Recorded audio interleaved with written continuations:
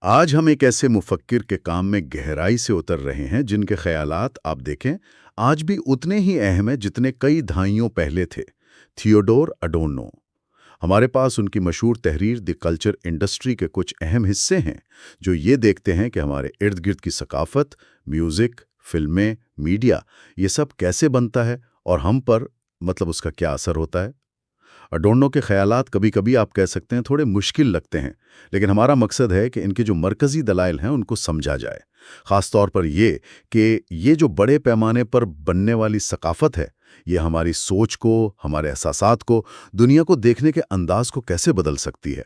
تو آئیے ان خیالات کی جو پیچیدگیاں ہیں انہیں مل کر کھولنے کی کوشش کرتے ہیں۔ بالکل۔ اڈورنو جو فرینکفرٹ اسکول کے بہت اہم تنقیدی نظریہ سازوں میں سے تھیں، وہ اس بات کا آپ کہیے بہت گہرائی سے تجزیہ کرتی ہیں کہ جدید سرمایہ دارانہ معاشروں میں ثقافت صرف فن یا اظہار نہیں رہی، بلکہ وہ خود ایک بہت بڑی ایک طرح کی انڈسٹری بن گئی ہے، ایک ایسی صنعت جس کے اپنے اصول ہیں، اپنی منطق ہے اور سماج پر ظاہر ہے گہرے اثرات ہیں۔ تو آئیے بالکل بنیادی سوال سے شروع کرتے ہیں۔ یہ ثقافتی صنعت یا کلچر انڈسٹری یہ ہے کیا آخر؟ یہ اصطلاح تو اڈورنو نے خود بنائی تھی اور وہ اس پر کافی زور دیتے تھے، ایسا کیوں؟ جی ہاں، یہ اصطلاح بہت بہت اہم ہے۔ اڈورنو نے جان بوجھ کر اس وقت جو ایک عام اصطلاح تھی ماس کلچر یعنی عوامی ثقافت، اس کی بجائے ثقافتی صنعت کا انتخاب کیا۔ وہ اس غلط فہمی کو آپ کہہ لیں دور کرنا چاہتی تھیں کہ یہ ثقافت عوام سے نیچے سے خود بخود پیدا ہوتی ہے۔ ان کا کہنا تھا کہ نہیں، ایسا نہیں ہے، یہ ثقافت تو اوپر سے آتی ہے، بڑی کارپوریشنز، اداروں کے ذریعے۔ بالکل اسی طرح اس کی منصوبہ بندی ہوتی ہے، پیداوار ہوتی ہے، تقسیم ہوتی ہے، جیسے کسی فیکٹری میں صابن بنتا ہے یا گاڑیاں بنتی ہیں۔ اس کا جو بنیادی مقصد ہے وہ عوام کی خدمت نہیں بلکہ سیدھا سیدھا منافع کمانا ہے اور انہیں خاص سوچ کے نظام میں ڈھالنا ہے۔ اس دائرے میں اس وقت کی جو فلمیں تھیں، ریڈیو پروگرام تھے، مقبول موسیقی، میگزین، اشتہار، وہ سب شامل تھے۔ اڈورنو کے مطابق اس صنعت کا ایک بنیادی مقصد ہے جو اکثر چھپا رہتا ہے، وہ یہ ہے کہ لوگوں کو موجودہ سماجی اور معاشی نظام کے ساتھ ہم آہنگ کیا جائے، انہیں اس نظام کا حصہ بنائے رکھا جائے اور ان کی جو تنقیدی سوچنے کی صلاحیت ہے اسے کمزور کیا جائے۔ یعنی یہ صرف وقت گزاری یا تفریح کا سامان نہیں ہے، اس کے پیچھے تو ایک پورا نظام ہے، گہرے سماجی نظریاتی مقاصد کام کر رہے ہیں۔ یہ تو کافی سنگین بات لگتی ہے۔ اچھا، تو اگر یہ ایک صنعت ہے تو اس کی جو مصنوعات ہے وہ کیسی ہوتی ہیں؟ اڈورنو کے مطابق ثقافتی صنعت جو فلمیں، گانے یا شوز بناتی ہے، ان کی خاص پہچان کیا ہے؟ سب سے نمایاں، سب سے بنیادی خصوصیت ہے معیار بندی۔ اسٹینڈرڈائزیشن۔ یعنی ہر چیز پہلے سے طے شدہ، آزمائے ہوئے فارمولوں اور سانچوں کے مطابق بنائی جاتی ہے۔ آپ کوئی بھی رومانٹک کامیڈی فلم اٹھا لیں، آپ کو کہانی کا جو بنیادی ڈھانچہ ہے، کرداروں کی قسمیں، یہاں تک کہ انجام بھی کافی حد تک پہلے سے معلوم ہوتا ہے نا؟ ہے نا؟ جی بالکل۔ مقبول گانوں کی دھنیں، ان کی ساخت، شاعری کے موضوعات، سب میں ایک آپ کہیں حیرت انگیز حد تک یکسانیت ملے گی۔ اڈورنو کہتی ہیں کہ یہ سب کچھ اس لیے کیا جاتا ہے تاکہ مصنوعات کی کامیابی یقینی ہو اور انہیں بڑے پیمانے پر بیچا جا سکے۔ لیکن ہم تو ہر روز نئی فلمیں دیکھتے ہیں، نئے گانے سنتے ہیں، ان میں کچھ نہ کچھ فرق تو لگتا ہے ہمیں۔ اڈورنو نے نمائشی انفرادیت یا سیوڈو انڈیویجولائزیشن کی بھی بات کی تھی، یہ کیا ہے؟ کیا یہ معیار بندی کے خلاف نہیں؟ نہیں، یہ بہت دلچسپ نکتہ ہے اور یہ اڈورنو کے تجزیے کی گہرائی کو ظاہر کرتا ہے۔ بظاہر تو لگتا ہے کہ نمائشی انفرادیت معیار بندی کے خلاف ہے، لیکن اڈورنو کہتی ہیں کہ یہ حقیقت میں اسی معیار بندی کو قائم رکھنے اور آپ کہہ لیں چھپانے کا ایک طریقہ ہے۔ اچھا۔ جی، اس کا مطلب ہے کہ مصنوعات میں جان بوجھ کر معمولی سطحی قسم کی تبدیلیاں کی جاتی ہیں تاکہ وہ نئی لگیں، منفرد لگیں، مختلف نظر آئیں۔ جیسے گاڑیوں کے نئے ماڈل آتے ہیں، ڈیزائن میں تھوڑی تبدیلی ہوتی ہے لیکن انجن، بنیادی ٹیکنالوجی وہ اکثر وہی پرانی ہوتی ہے۔ ہاں، بات تو صحیح ہے۔ یا کسی گانے میں بیٹ تھوڑی سی بدل دی یا فلم میں اداکار بدل دیے، لیکن کہانی کا جو فارمولا ہے وہ وہی رہا۔ یہ جو سطحی فرق ہے یہ صارف کو یہ دھوکہ دیتا ہے کہ وہ کوئی منفرد چیز چن رہا ہے، اپنی انفرادیت کا اظہار کر رہا ہے، جبکہ حقیقت میں وہ اسی معیار بند نظام کے اندر ہی انتخاب کر رہا ہوتا ہے۔ یہ سب اس لیے کیا جاتا ہے تاکہ صارف کو مانوسیت کا احساس ہو، کوئی جھٹکا نہ لگے اور وہ مصنوعات کو آسانی سے قبول کر لے۔ اڈورنو کے مطابق ثقافتی صنعت کسی بھی ایسی چیز سے گھبراتی ہے جو واقعی نئی ہو، پیچیدہ ہو یا صارف کو زیادہ سوچنے پر یا محنت کرنے پر مجبور کرے، کیونکہ یہ اس کے بنیادی مقصد آسان اور وسیع کھپت کے خلاف ہے۔ یہ تو ایسا لگتا ہے جیسے ایک بہت آرام دہ جال بچھایا جا رہا ہو، جہاں سب کچھ جانا پہچانا سا ہے، آسان ہے۔ لیکن اس آسانی کی قیمت کیا چکانی پڑتی ہے؟ یہاں بات موسیقی پر آ کر تو اور بھی دلچسپ ہو جاتی ہے۔ اڈورنو نے موسیقی کے فیٹش کردار یعنی فیٹش کیریکٹر کا ذکر کیا۔ یہ کیا بلا ہے؟ جی، اڈورنو موسیقی کی بہت گہری نقاد تھیں۔ فیٹش کردار سے ان کی مراد یہ تھی کہ ثقافتی صنعت میں موسیقی اپنی اصل قدر کھو دیتی ہے، یعنی ایک فن پارے کے طور پر اس کی جو اندرونی خوبصورتی ہے، پیچیدگی ہے، گہرائی ہے یا جذباتی اثر ہے وہ ختم ہو جاتا ہے، اور اس کی جگہ وہ ایک شے یا کموڈٹی بن جاتی ہے۔ اس کی قدر اس کے فنی جوہر سے نہیں بلکہ اس کی تجارتی قدر سے یعنی ایکسچینج ویلیو سے طے ہوتی ہے۔ مطلب وہ کتنی بکتی ہے، کتنی مشہور ہے، اسے کس بڑے سٹار نے گایا ہے، اس سے کون سا برانڈ جڑا ہے، یا وہ سوشل میڈیا پر کتنی وائرل ہوئی ہے۔ یعنی آرٹ سے زیادہ بزنس بن جاتی ہے۔ بالکل۔ اس سمے میں ہوتا یہ ہے کہ لوگ پورے فن پارے کو، اس کی مکمل ساخت کو، اس کے ارتقاء کو سمجھنے اور سراہنے کی بجائے صرف اس کے الگ تھلگ فوری طور پر دل کو اچھے لگنے والے حصوں پر توجہ دینے لگتے ہیں، جیسے کسی گانے کا ہک، ایک خاص دھن کا ٹکڑا یا گلوکار کی آواز کا کوئی کمال۔ یہی وہ حصے ہوتے ہیں جنہیں بار بار دہرایا جاتا ہے، جو ذہن میں چپک جاتے ہیں اور جو موسیقی کو بیچنے کے قابل بناتے ہیں۔ اڈورنو یہاں تک کہتی ہیں کہ مشہور موسیقاروں، کنڈکٹرز یا گلوکاروں کی جو شخصیت پرستی ہے، کلٹ آف پرسنالٹی، وہ بھی اسی فیٹیشزم کا حصہ ہے، جہاں فنکار خود فن سے زیادہ اہم ہو جاتا ہے۔ صحیح۔ اور گانوں کے بولوں میں برانڈ ناموں کا ذکر کرنا، وہ تو اس تجارتی قدر کو بڑھانے کی بالکل کھلی مثال ہے۔ موسیقی خود ایک اشتہار بن جاتی ہے۔ یہ تو موسیقی کو ایک بالکل بھی مختلف زاویے سے دیکھنا ہوا، لیکن اس سب کا سننے والوں پر یعنی ہم سب پر کیا اثر ہوتا ہے؟ آپ نے سماعت کی پسپائی یا ریگریشن آف لسننگ کا ذکر کیا۔ کیا اس کا مطلب صرف یہ ہے کہ لوگوں کا موسیقی کا ذوق خراب ہو گیا ہے یا برے گانے سن رہے ہیں؟ اڈورنو کے نزدیک یہ صرف ذوق کی خرابی کا معاملہ نہیں ہے، یہ اس سے کہیں زیادہ گہری اور آپ کہیں تشویشناک بات ہے۔ یہ سننے کے عمل میں اور سننے والے کی ذہنی صلاحیت میں ایک بنیادی تبدیلی ہے، ایک پسپائی ہے۔ ان کے مطابق ثقافتی صنعت کی جو مسلسل بمباری ہے، اس کے نتیجے میں سننے والے غیر فعال پیسو ہو جاتے ہیں، منتشر ڈسٹریکٹڈ رہتے ہیں اور کم توجہ دینے والے ان اٹینٹیو بن جاتے ہیں۔ وہ ایسی موسیقی کو سمجھنے، اس پر غور کرنے یا اس کی پیچیدگیوں سے لطف اندوز ہونے کی صلاحیت آہستہ آہستہ کھو دیتے ہیں، جس کے لیے ذہنی کوشش یا توجہ کی ضرورت ہو۔ اچھا، یہ چیزیں جو چیز نئی ہو، غیر متوقع ہو، چیلنجنگ ہو، اس پر وہ بے چینی یا بعض اوقات تو غصے کا اظہار کرتے ہیں۔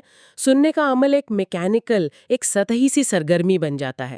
اڈورنو یہاں ایک بہت سخت تشبیہ استعمال کرتی ہیں کہ سننے والے بچوں کی طرح ہو جاتے ہیں، جو صرف پہلے سے چبایا ہوا، آسانی سے ہضم ہونے والا کھانا مانگتے ہیں۔ انہیں ایسی ثقافت چاہیے جس کے لیے انہیں کوئی ذہنی مشقت نہ کرنی پڑے۔ آج کل ہم جس طرح سوشل میڈیا فیڈز کو تیزی سے سکرول کرتے ہیں یا گانوں کو صرف چند سیکنڈ سن کے آگے بڑھ جاتے ہیں، اس میں تو اڈورنو کی دہائیوں پرانی بات کی گونج سنائی دیتی ہے۔ بالکل، اور یہ سماعت کی پسپائی جو ہے، یہ تنقیدی سوچ کے راستے میں رکاوٹ بنتی ہے، انفرادیت کو ختم کرتی ہے اور معاشرتی مطابقت یعنی کنفارمیٹی کو فروغ دیتی ہے۔ لوگ وہی پسند کرنے لگتے ہیں جو سب پسند کر رہے ہوتے ہیں، جو ٹرینڈنگ ہوتا ہے۔ یہ واقعی ایک پریشان کن تصویر ہے۔ تو اگر مقصد صرف تفریح دینا نہیں ہے، تو پھر اڈورنو کے مطابق ثقافتی صنعت کا اصل مقصد کیا ہے؟ یہ کرتی کیا ہے آخر؟ دیکھیں، تفریح یا امیوزمنٹ وہ یقیناً اس کا ایک اہم ہتھیار ہے۔ اڈورنو یہ مانتی ہیں کہ لوگ کام کی مشقت سے، بیزاری سے، روزمرہ زندگی کی مشکلات سے فرار حاصل کرنے کے لیے ثقافتی صنعت کی مصنوعات کا سہارا لیتے ہیں۔ یہ وقتی طور پر سکون دیتی ہے، توجہ بٹاتی ہے، لیکن، اور یہ اڈورنو کا کلیدی نقطہ ہے، یہ تفریح بالآخر انہیں اسی نظام کا حصہ بنائے رکھتی ہے جس سے وہ فرار چاہتے ہیں۔ اچھا، یہ کیسے؟ یہ ایک طرح کا چکر بن جاتا ہے۔ آپ سخت محنت کرتے ہیں، تھک جاتے ہیں، پھر ثقافتی صنعت کی پیش کردہ تفریح میں پناہ لیتے ہیں تاکہ تازہ دم ہو کر اگلے دن پھر اسی نظام میں کام کرنے کے قابل ہو سکیں۔ یہ تفریح آپ کو کبھی بھی اس نظام پر، اس محنت پر یا ان مشکلات کی بنیادوں پر سوال اٹھانے کی طرف نہیں لے جاتی۔ یہ صرف آپ کو اس قابل بناتی ہے کہ آپ اسے برداشت کرتے رہیں۔ اس طرح تفریح خود نظام کو برقرار رکھنے کا ایک ذریعہ بن جاتی ہے۔ تو تفریح ایک دھوکہ ہے، ایک ایسا طریقہ جس سے ہمیں مصروف رکھا جائے تاکہ ہم اصل مسائل پر غور نہ کریں۔ کیا یہ کسی خاص نظریے یعنی آئیڈیالوجی کو فروغ دینے کا کام بھی کرتی ہے؟ بالکل۔ اڈورنو کے لیے ثقافتی صنعت صرف ایک معاشی سرگرمی نہیں ہے، بلکہ یہ ایک بہت ہی طاقتور نظریاتی آلہ ہے، ایک آئیڈیولوجیکل ایپریٹس۔ یہ مسلسل اور اکثر غیر محسوس طریقوں سے موجودہ سماجی نظام کو، معاشی حالات کو، طاقت کے ڈھانچوں کو اور مروجہ اقدار کو فطری بنا کر پیش کرتی ہے، ناگزیر بنا کر۔ ہمیشہ سے ایسا ہی تھا اور یہی واحد ممکنہ حقیقت ہے۔ یہ نظام کو بیچتی ہے، یہ بتائے بغیر کہ یہ ایک نظام ہے۔ یعنی کہ جو ہے بس یہی ہے۔ جی، ہر فلم، ہر گانا، ہر ٹی وی شو، ہر اشتہار، چاہے وہ کتنے ہی غیر سیاسی کیوں نہ لگیں، اسی نظام کی بنیادی اقدار اور مفروضات کو ہمارے ذہنوں میں پکا کرتا ہے۔ مثال کے طور پر، فلموں میں اکثر کامیابی کو انفرادی محنت، قابلیت اور قسمت کا نتیجہ دکھایا جاتا ہے، جبکہ ناکامی کو ذاتی کمزوری یا غلطی قرار دیا جاتا ہے۔ اس سے یہ تاثر مضبوط ہوتا ہے کہ سماجی اور معاشی حالات کا فرد کی کامیابی یا ناکامی میں کوئی کردار نہیں، سب کچھ فرد پر ہی منحصر ہے۔ یا یہ خیال کہ سچی محبت تمام مسائل حل کر دیتی ہے، جو لوگوں کی توجہ اجتماعی مسائل سے ہٹا کر انفرادی جذباتی تعلقات پر مرکوز کر دیتا ہے۔ یہ سب وہ طریقے ہیں جن سے ثقافتی صنعت ایک خاص قسم کی سوچ کو پروان چڑھاتی ہے اور متبادل امکانات کو ناقابل تصور بنا دیتی ہے۔ اس کی ایک اور مثال جو آپ نے پہلے ذکر کی تھی وہ علم نجوم یعنی ایسٹرولوجی کے کالم تھے۔ اڈورنو نے ان کا بھی تجزیہ کیا تھا۔ یہ تو بظاہر ایک بے ضرر سی چیز لگتی ہے، لوگ اسے زیادہ سنجیدگی سے نہیں لیتے۔ جی، اور یہی اس کی طاقت ہے۔ اڈورنو نے لاس اینجلس ٹائمز میں چھپنے والے ایک علم النجوم کے کالم کا بہت تفصیلی تجزیہ کیا اور دکھایا کہ یہ اصل میں کام کیسے کرتا ہے۔ یہ کالم حقیقت اور وہم کو، منطق اور غیر منطق کو بڑی چالاکی سے آپس میں ملاتے ہیں۔ یہ لوگوں کو مبہم، عمومی مشورے دیتے ہیں جو بظاہر ذاتی نوعیت کے لگتے ہیں، لیکن حقیقت میں ہزاروں لوگوں پر لاگو ہو سکتے ہیں۔ اہم بات یہ ہے کہ یہ مشورے ہمیشہ فرد کو اپنی ذاتی زندگی، اپنے رویے یا اپنی قسمت کو بدلنے پر زور دیتے ہیں، کبھی بھی بیرونی حالات، سماجی ناانصافیوں یا نظام پر سوال اٹھانے کی ترغیب نہیں دیتے۔ صحیح کہہ رہی ہیں۔ یہ لوگوں میں انحصار یعنی ڈیپینڈنسی کی کیفیت پیدا کرتے ہیں۔ انہیں یہ یقین دلاتے ہیں کہ ان کی زندگی کسی پراسرار بیرونی طاقت کے تابع ہے اور انہیں عملی اقدام اٹھانے سے روکتے ہیں۔ یہ ثقافتی صنعت کی نظریاتی کارکردگی کی ایک بہترین مثال ہے، بظاہر بے ضرر لیکن گہرے اثرات مرتب کرنے والی۔ ٹھیک ہے، اب ایک اور اہم نقطے کی طرف آتے ہیں۔ ایڈورنو نے اعلیٰ فن، ہائی آرٹ، یا جسے وہ خود مختار فن، آٹونومس آرٹ کہتے تھے، اور ثقافتی صنعت کی پیداوار میں ایک واضح فرق کیا ہے۔ اس بارے میں کچھ بتائیں۔ کیا وہ صرف کلاسیکی میوزک یا سنجیدہ اور مشکل سمجھے جانے والے آرٹ کو ہی اہمیت دیتے تھے؟ یہ ایڈورنو کی فکر کا ایک اہم پہلو ہے۔ وہ واقعی خود مختار فن کی قدر کرتی تھیں، خاص طور پر 20ویں صدی کے جو جدیدیت پسند فن تھا، ماڈرنسٹ آرٹ، جیسے شونبرگ کی موسیقی یا کافکا اور بیکٹ کے ناول اور ڈرامے۔ ان کے خیال میں اس قسم کے فن کی اصل طاقت اس کی پیچیدگی میں ہے، اس کی اجنبیت میں، اس کے مشکل ہونے میں، اور اس بات میں کہ وہ فوری لطف یا تسکین فراہم نہیں کرتا۔ یہ خصوصیات اسے ثقافتی صنعت کی آسان، مانوس، فوری طور پر ہضم ہو جانے والی اور صرف تفریح فراہم کرنے والی مصنوعات سے بالکل مختلف بناتی ہیں۔ تو مشکل ہونا اس کی خوبی ہے؟ اڈورنو کے نزدیک جی ہاں، ان کا ماننا تھا کہ چونکہ یہ خود مختار فن فوری منافع کمانے یا عوام کو خوش کرنے کے دباؤ سے نسبتاً آزاد ہوتا ہے، اگرچہ مکمل طور پر نہیں، اس لیے اس میں یہ صلاحیت ہوتی ہے کہ وہ معاشرے کے مروجہ اصولوں کو، سوچ کے طریقوں کو، طاقت کے ڈھانچوں کو چیلنج کر سکے۔ یہ ہمیں بے چین کر سکتا ہے، ہمیں سوچنے پر مجبور کر سکتا ہے، ہمیں مانوس دنیا سے جھنجھوڑ سکتا ہے۔ یہ حقیقت کی تلخیوں کو، تضادات کو، ناانصافیوں کو چھپانے کی بجائے انہیں بے نقاب کر سکتا ہے۔ اس لحاظ سے یہ فن تنقید اور مزاحمت کا ایک ممکنہ ذریعہ بن سکتا ہے۔ لیکن کیا یہ رویہ ایک طرح کی اشرافیہ پسندی یعنی ایلیٹزم کو ظاہر نہیں کرتا؟ یہ کہنا کہ صرف وہی آرٹ اچھا یا بامانہ ہے جو مشکل ہو، جسے سمجھنے کے لیے خاص تربیت یا علم درکار ہو اور جو عام لوگوں کی پہنچ سے شاید دور ہو، کیا یہ عوام کی پسندیدہ ثقافت کو حقارت سے دیکھنا نہیں ہے؟ یہ بالکل درست سوال ہے اور ایک بہت عام تنقید ہے جو اڈورنو پر کی جاتی ہے۔ کتاب کی تعارف میں بھی اس کا ذکر ہے۔ ناقدین کہتے ہیں کہ اڈورنو عوام کی ثقافتی ترجیحات اور ان کی تفریح کو سمجھتے نہیں بلکہ انہیں کم تر سمجھتے ہیں۔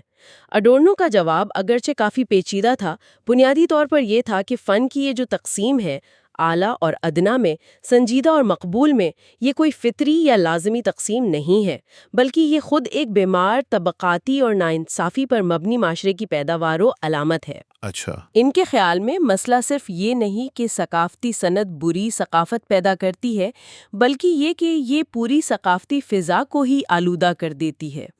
یہ نہ صرف مقبول ثقافت کو معیاری بنا کر اس کی تخلیقی توانائی ختم کر کے اور اسے محض تجارتی شے بنا کر تباہ کرتی ہے، بلکہ یہ اعلیٰ فن کو بھی نقصان پہنچاتی ہے۔ یہ اسے یا تو میوزیم کی بے جان شے بنا دیتی ہے یا اس کے تنقیدی پہلوؤں کو ختم کر کے اسے بھی امیروں کی تفریح کا سامان بنا دیتی ہے۔ اڈورنو ایک ایسے معاشرے کی خواہش رکھتی تھیں جہاں یہ تقسیم ممکن ہی نہ ہو، جہاں تمام لوگوں کو ایک بامانی، فکر انگیز اور تنقیدی ثقافت تک رسائی حاصل ہو، نہ کہ صرف پہلے سے تیار شدہ بے حس کر دینے والی تفریح۔ تو اگر ہم اس ساری گفتگو کا خلاصہ کریں تو اڈورنو کا جو بنیادی پیغام ہے وہ کیا بنتا ہے؟ ایسا لگتا ہے کہ وہ کہہ رہے تھے کہ جدید سرمایہ دارانہ نظام میں ثقافت محض تفریح یا فن نہیں رہی، بلکہ ایک طاقتور صنعت بن گئی ہے۔ یہ صنعت منافع کے لیے ثقافتی مواد کو معیاری اور یکساں بناتی ہے، انفرادیت کا صرف جھوٹا دکھاوا کرتی ہے، سننے اور دیکھنے والوں کو غیر فعال اور منتشر کرتی ہے، انہیں معاشرتی طور پر ہم آہنگ بناتی ہے اور موجودہ نظام کو قبول کرنے پر آمادہ کرتی ہے۔ اور اس سارے عمل میں یہ تنقیدی سوچ، گہرے تجربے اور حقیقی انسانی آزادی کی راہ میں ایک بڑی رکاوٹ بن جاتی ہے۔ جی، آپ نے بالکل درست خلاصہ کیا۔ اڈورنو کے خیالات بلا شبہ سخت ہیں، اکثر مایوس کن بھی لگتے ہیں اور ہمیشہ متنازع رہے ہیں، لیکن ان کی اہمیت آج بھی برقرار ہے، شاید پہلے سے بھی زیادہ۔ وہ ہمیں ثقافت، میڈیا، ٹیکنالوجی اور طاقت کے درمیان جو پیچیدہ اور اکثر پوشیدہ تعلقات ہیں، انہیں سمجھنے کے لیے اہم نظریاتی اوزار فراہم کرتی ہیں۔ ان کا تجزیہ ہمیں مجبور کرتا ہے کہ ہم ایک لمحے کے لیے رک کر سوچیں، ہم جو کچھ ہر روز دیکھتے ہیں، سنتے ہیں، پڑھتے ہیں، وہ کہاں سے آ رہا ہے؟ اسے کس نے بنایا ہے؟ کیوں بنایا ہے؟ کیسے بنایا ہے؟ اور یہ ہماری ذات پر، ہماری سوچ پر، ہمارے تعلقات پر اور ہمارے معاشرے پر کیا اثرات مرتب کر رہا ہے؟ اڈورنو ہمیں ثقافت کے محض غیر فعال صارف بنے رہنے کی بجائے ایک زیادہ باشعور، زیادہ تنقیدی اور زیادہ سوال اٹھانے والے شہری بننے کی دعوت دیتی ہیں۔ یہ واقعی گہری سوچ کی دعوت ہے۔ اور یہاں ایک نقطہ مزید غور کے لیے چھوڑ جاتے ہیں جو براہ راست آج کے حالات سے جڑتا ہے۔ اڈورنو نے اپنی یہ تنقید بنیادی طور پر 20ویں صدی کے وسط میں لکھی تھی، ریڈیو، فلم، ریکارڈ شدہ موسیقی، چھپے ہوئے میڈیا کے حوالے سے۔ آج ہم ایک بالکل مختلف ڈیجیٹل دور میں جی رہے ہیں۔ انٹرنیٹ ہے، سمارٹ فونز ہیں، social media, streaming services, YouTube, TikTok, ذاتی نوعیت کے الگورتھم جو ہمیں وہی دکھاتے ہیں جو ہم دیکھنا چاہتے ہیں، اور مواد کا ایک نہ ختم ہونے والا سیلاب ہے۔ ہاں، بالکل مختلف دنیا ہے۔ تو سوال یہ پیدا ہوتا ہے کہ کیا اڈورنو کی ثقافتی صنعت کی تشخیص، یعنی معیار بندی، یکسانیت، نمائشی انفرادیت، سماعت اور توجہ کی پسپائی، نظریاتی کنٹرول، کیا یہ سب آج کے اس ڈیجیٹل ماحول پر پہلے سے بھی زیادہ شدت کے ساتھ صادق آتا ہے؟ کیا یہ نئی ٹیکنالوجیز ثقافتی صنعت کے کنٹرول کو مزید مضبوط اور غیر محسوس بنا رہی ہیں، یا پھر کیا ان ٹیکنالوجیز میں ان کی بظاہر زیادہ جمہوری اور انٹریکٹیو نوعیت میں اس ثقافتی صنعت کے اثرات سے مزاحمت کرنے یا آزاد ہونے کے نئے امکانات بھی پوشیدہ ہیں؟ یہ ایک بڑا اور اہم سوال ہے جس پر ہمیں آج کے دور میں اڈورنو کو پڑھتے ہوئے سنجیدگی سے غور کرنے کی ضرورت ہے۔